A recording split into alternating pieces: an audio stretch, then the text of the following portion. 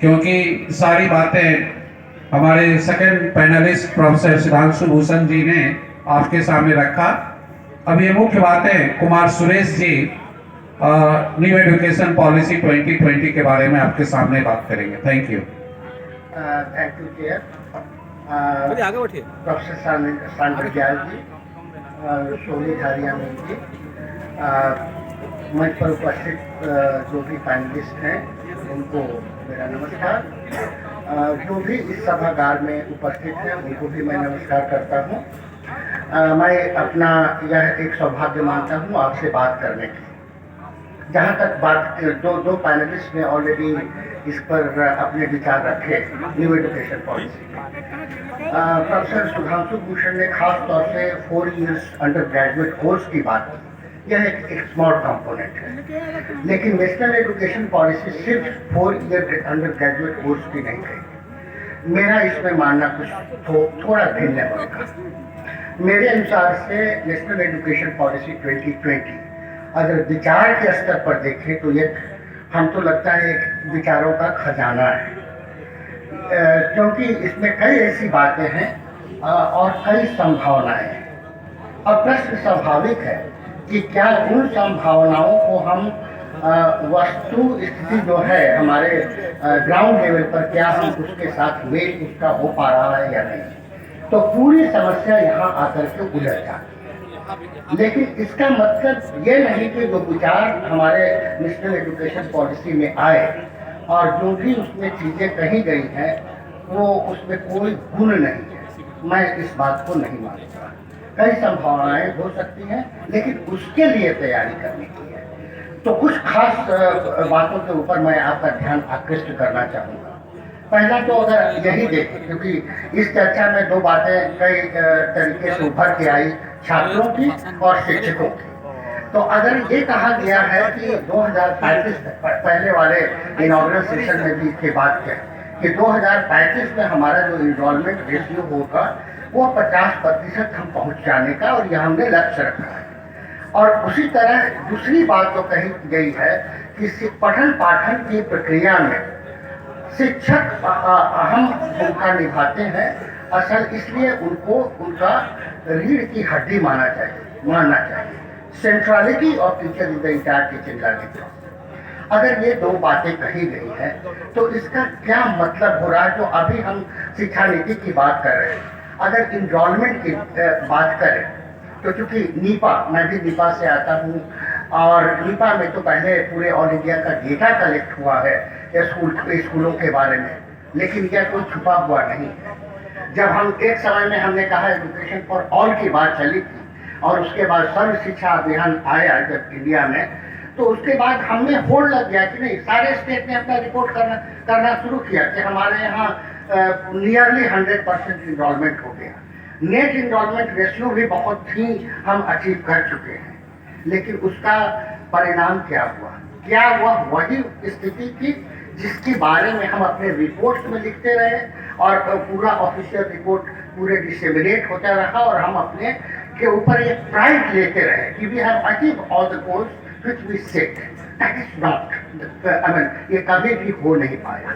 अगर देखें तो हमारे खुद ही नेशनल NCERT के रिपोर्ट में नेशनल अचीवमेंट सर्वे होता है, वो तो सरकार का रिपोर्ट है, उसमें यह भी दिखाया गया कि जो हमारा लर्निंग अचीवमेंट है वो उस प्रोपोर्शन में नहीं है जितना कि होना चाहिए था।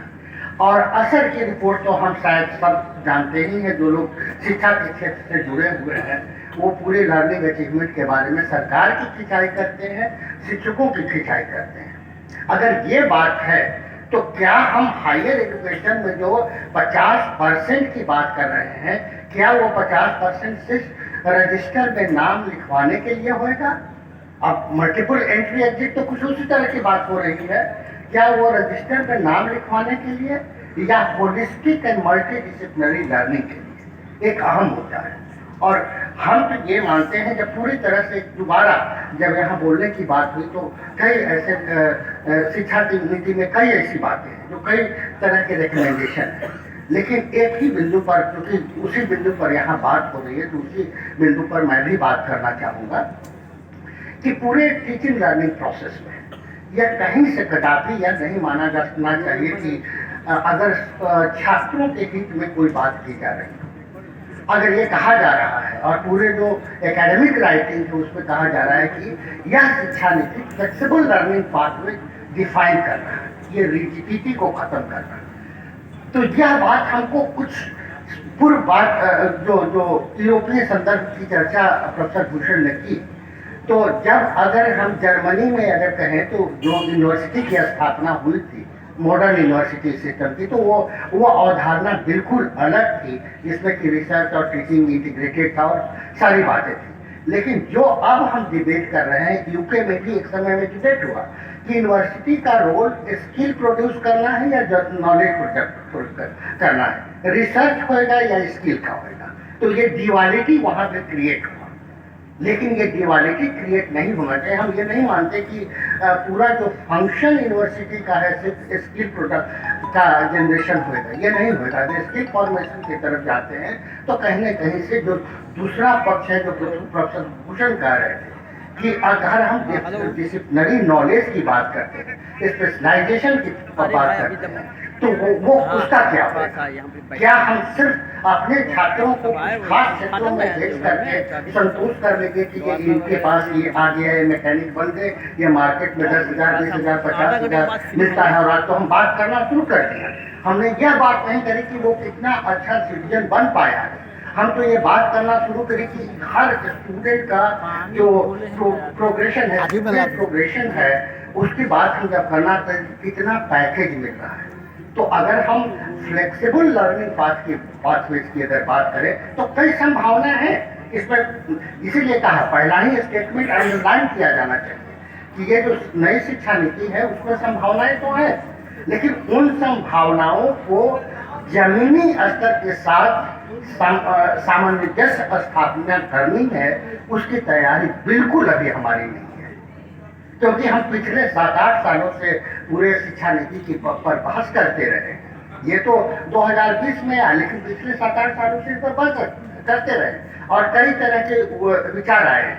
तो अब जो है 3 प्रश्न जो आते हैं कि यह क्या है, क्यों है और कैसे, तो अब ये समय हो जो हम यहाँ बात कर रहे हैं कि ऐसा नहीं होना चाहिए, ये नहीं होना चाहिए, तो शायद वो समय चला गया। अब तो ये है कि यह है, अब हमारे सामने 3 यूजीसी का गाइडलाइन जो कि मैंडेटरी होगा, इम्प्लीमेंट कराना होगा।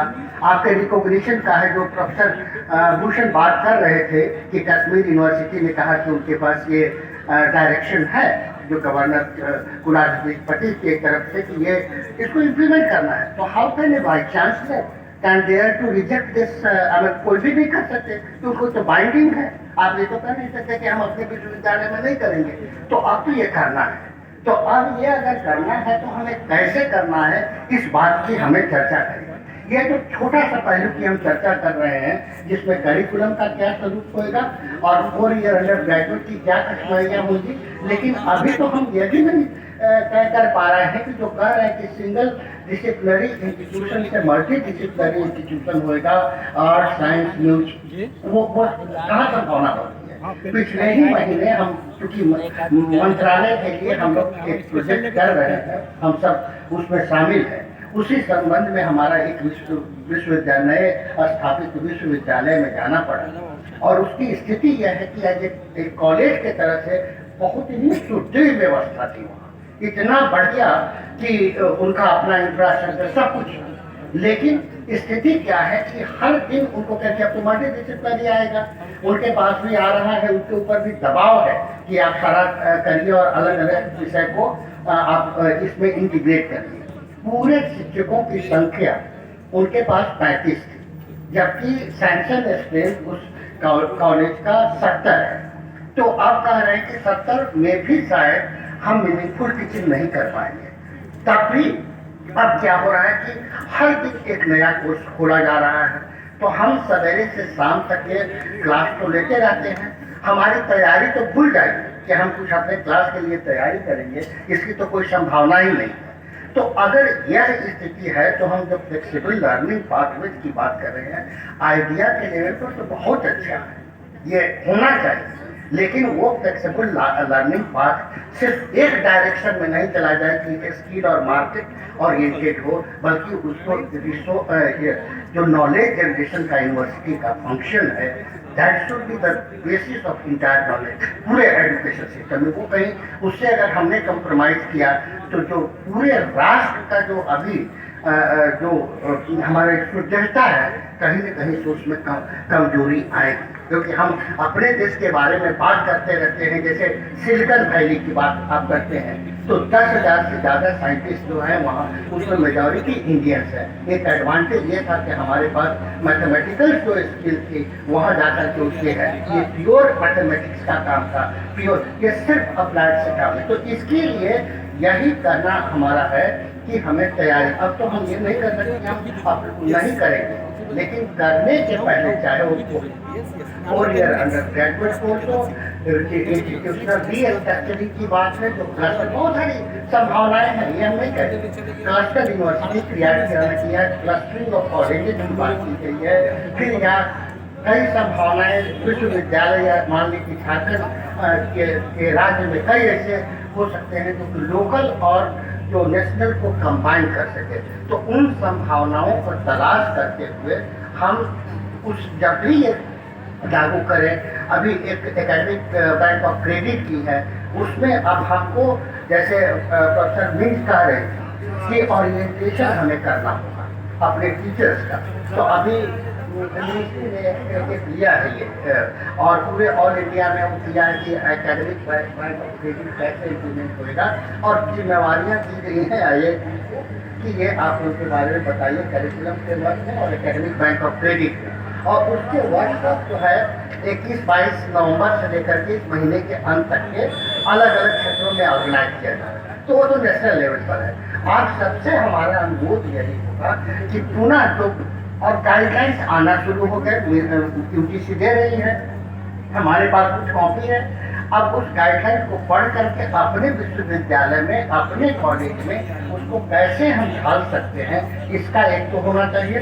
दूसरा होना चाहिए कि आपके जो शिक्षक हैं उनका ओरिएंटेशन होना चाहिए कि कैसे करेंगे। तो वो ओरिएंटेशन जब है तो शायद ये तैयारी, हालांकि ये सीमित होगा, लेकिन कुछ हद तक के आप तैयार हैं। तीसरी जो बात है वो छात्रों को भी आप कहीं न कहीं से ओरिएंटेशन, अगर छात्रों को ओरिएंट नहीं करेंगे तो वो भी कठिनाई होगा। जिस विश्वविद्यालय की मैं चर्चा कर रहा था, उसके बहुत ही डायनेमिक वाइस चांसलर, तो वो हमसे शेयर कर रहे थे कि हमने तो एकेडमिक बैंक ऑफ क्रेडिट का अपना कर लिया, लेकिन उसमें स्टूडेंट रजिस्टर नहीं कर रहे हैं। जब तक स्टूडेंट नहीं रजिस्टर करेंगे तो क्रेडिट कहाँ ट्रांसफर होगा। तो अब ये है कि स्टूडेंट अप्रहेंसिव है कि अपना डिटेल्स कैसे दे। तो ये एक तैयारी की जरूरत है। अब शायद वो समय गया कि हम ये नहीं कर सकते, ये गलत है। अब हमें शायद ये समझना है कि जो दिया हुआ है उसमें हम कैसे अच्छा उसको कर सकते हैं और कैसे उसमें कर सकते हैं। मैं चाहूँगा। बहुत बहुत धन्यवाद कुमार सुरेश जी।